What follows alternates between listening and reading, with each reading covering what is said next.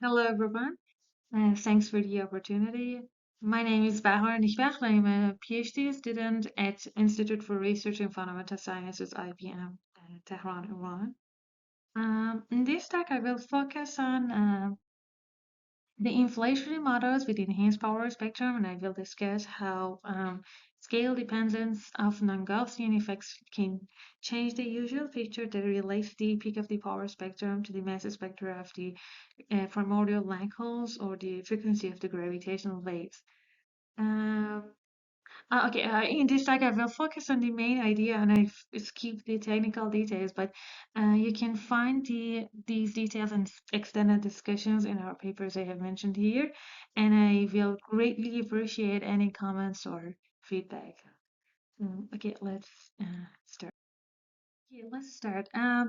We are interested in the enhanced power spectrum because any inflationary models with enhanced power spectrum can lead to the formation of primordial black holes or the scalar-induced gravitational waves. And both of these phenomena are provide us with a unique window into the very early universe. And that's because people have discussed extensively in the literature about the models with enhanced power spectrum. Here is an example of an enhanced power spectrum, and as you can see, there is a global maxima here, which we refer to as the peak of the power spectrum. And this power spectrum also shows other peaks and dips here and there. However, it is very common in the literature to take the peak scale, I mean the peak scale of the power spectrum, as the representative scale for the mass spectrum of mass of the PBH, or the frequency of the scalar-induced gravitational waves.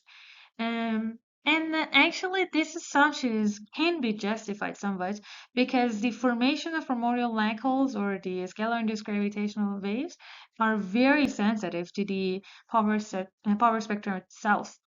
However, there is a loophole here in this general picture. Okay, but what is the loophole? Uh, Once the power spectrum is enhanced, then the linear effects are inevitably enhanced as well, and they must be taken into account. And these nonlinearities can change the fractional density of the primordial black holes or the amplitude of the scalar-induced gravitational waves. And actually, this aspect has been extensively discussed in the literature previously. However, an often overlooked feature is that these nonlinear effects can have different scale dependence compared to the scale dependence of the power spectrum itself. So once they are properly included, then they may change the scale dependence of the primordial black holes or the scalar-induced gravitational waves from what one would infer naively from the peak of the power spectrum alone. Okay, let us begin with the first nonlinear effects, which is the three-point correlation function or the bispectrum.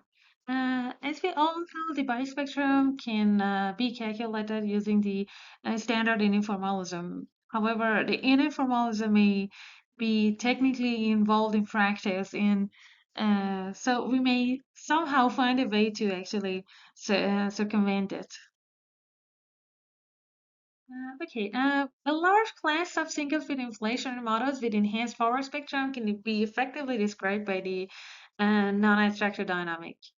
And we know that for the pure non-attractor models, the bispectrum is going to be local with the EFNL equals to 2.5. And this has led to the common belief in the literature that any single-fit inflationary models with enhanced power spectrum is going to generally produce local non-Gaussianity with different EFNLs.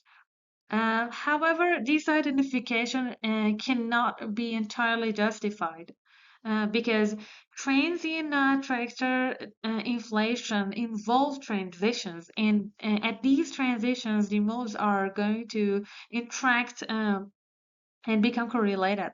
And this correlation can change the structure of the biospectrum significantly.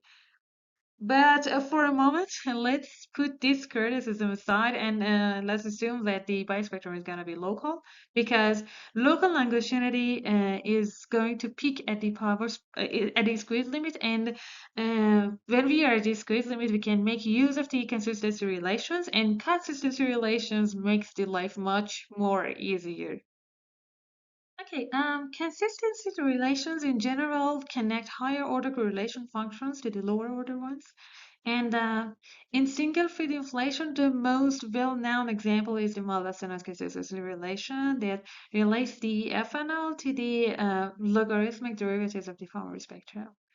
However, this consistency relation assumes that the long mode is conserved outside the horizon, and this is not the case for the inflationary models with the enhanced power spectrum. And actually, in these models, the long mode is going to evolve at the even at the superhorizon limit. Therefore, the standard consistency relation cannot be directly applied to these models. And to address this problem, we have generalized the consistency relation so that the FNL is going to capture the evolution of the long mode. And the form of the formula is going to be something like what I have written here. And it's important to note that this generalized consistency relation is quite general and does not require any additional assumptions beyond those of the Maldasenos original argument. Okay, using this generalized consistency relation, we can draw some general conclusions about the FNL at the peak of the power spectrum. In particular, we can discuss its sign, size, and the slope at the peak. For instance, under very simple assumptions, the sign of FNL is positive at the peak of the power spectrum, and its slope is going to be positive either. Um, I won't go into the detailed derivation here. Let us focus on the slope. As you can see, the slope of the FNL is positive at the peak of the power spectrum. This implies that the peak of the FNL is going to be at a smaller scale compared to the peak of the power spectrum itself. So, including the squeeze limit bispectrum shifts the expected window for the mass of the PBH or the frequency of the gravitational waves toward the smaller scales, or even opening new windows. And this is going to be very important. Okay, here is an example. This is the beta Einstein variables, the probability of the realization of the large fluctuations for the case of the extended USR model. I'm not going to the details of this model, but just take it into account as as an example of what is going to happen. I've calculated beta for two cases. For the first one, I have just considered the power spectrum and ignored all the nonlinearities. And as you can see, it has a peak around the peak of the power spectrum, which is the orange dot here. But I have also calculated it in the case where we have considered the FNL, and as you can see, it shows another window somewhat near the peak of the FNL, which is the red triangle here. And also, it has shifted the original Gaussian window towards some smaller scales.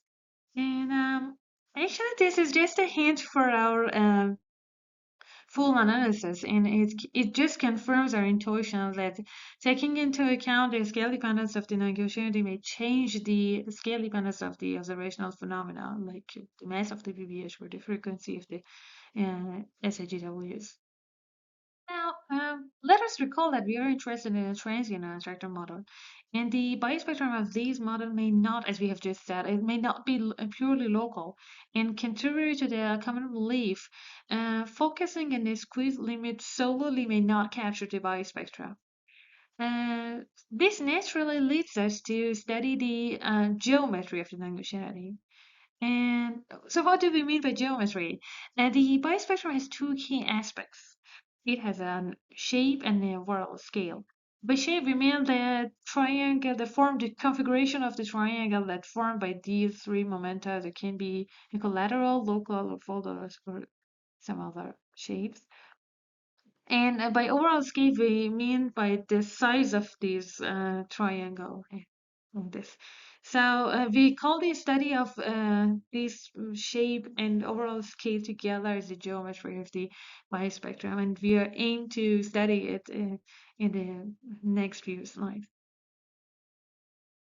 To make a comparison, we use the well-known templates of non-Gaussianity called local, equilateral, and folded. And as we know, each template peaks at a specific configuration. For example, local template peaks at the squeeze configuration shown here. Oh, sorry, shown here. And the equilateral template peaks at the equilateral configuration. And also the folded template peaks at the folded configuration. Okay, to compare the different templates with the full bispectrum of the transient attractor models, we can define an inner product with a proper weight. Then, using this inner product, we define a shape correlator, which is conceptually similar to the cosine between two vectors. Uh, its value ranges from -1 to 1, and its amplitude indicates the correlation between two non-Gaussian shapes under consideration. For example, if its amplitude is small, then the correlation is going to be low, and vice versa. Um, it's also important to note that the standard templates we have introduced earlier are not mutually orthogonal. However, we can define a template that is orthogonal to local, and this allows us to examine how the full biospectrum deviates from the local template, and how the claim that the squeeze limit configuration is gonna be completely captures the full biospectrum can be justified or not violated somehow. At last, we can define an FNL parameter that quantifies the amplitude of the non-Gaussianity in both local and orthogonal to local templates. And using these tools, we can now study the geometry of the full biospectrum of the transient attractor models. Okay, these two plots shows the shape correlator and the amplitude of the non-Gaussianity for the transient attractor model. The vertical dash lines here and here shows the peak scale of the peak scale of the power spectrum. And these dash lines here and there shows the second highest peak of the power spectrum. As we can see at the first peak of the power spectrum, the correlation with the equilateral template is stronger than with the local template. This is expected because adding the transition enhances the correlation at a specific scales and gives more weight to equilateral configuration, resulting in a higher correlation with equilateral template. At the second peak, however, the correlation with both local and equilateral templates are roughly comparable. In other words, the contribution of the squeezed and equilateral configuration in these regions are of similar magnitude. Meanwhile, the contribution of the folded configuration never grows significantly. This is because the transition in this model are sharp, and positive and negative frequency modes do not have enough chance to talk to each other. Comparing the amplitude of the non-Gaussianities also shows this picture. The amplitude for the local and orthogonal to local seems to be comparable both at the first and the second peak. And this indicates that considering the full shape of the biospectrum is necessary to properly account for the biospectrum effect. Now let's compute the beta again, but this time consider the full biospectrum rather than its squeeze limit only. And as we can see, taking into account the full biospectrum results in a much larger beta compared to the Gaussian assumption. And more importantly, it changes the scale dependence of beta very, very significantly. Um, and as you can see, actually, the biospectrum seems to be in favor of the second highest peak of the power spectrum instead of its first peak. And thus, it shifts the peak of the beta an order of magnitude. And an order of magnitude shift in the scale means the 2 orders of magnitude shift in the mass of the PBH. And this is going to be very important for the model building purposes because if you tune your model such that, just considering the power spectrum such that it matches the observations, and then adding the nonlinearities leads to a mismatch with the observations. And this is very important. I'm going to stop here, but I just wanted to make some concluding remarks. Okay, as a concluding notes, let me emphasize that what I have shown you was for the specific examples, but our claims are quite general and general. First of all, we are confident that the scale dependence of the nonlinearities differ from the scale dependence of the power spectrum. So the scale dependence of the nonlinearities must be taken into account for a reliable modeling.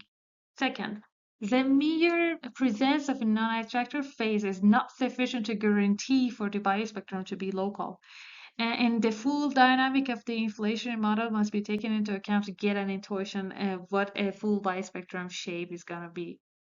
And third, as long as the transitions are present, the contribution to the equilateral configuration grows. This is because the moves are going to correlate with each other at the transitions, and this will happen even if the sound speed remains trivial. And finally, sharp transitions do not significantly enhance the folded configuration. This is despite the fact that the sharp transition leads to the Dunn-Bunch-Davis vacuum. And this is because they don't provide enough time for the mode mixing. And finally, the story does not end here, because if the biospectrum can modify the picture so dramatically, um, we should expect that the higher order correlations play an important role in this story. Um, and that's it. And at last, thank you so much for your time and attention.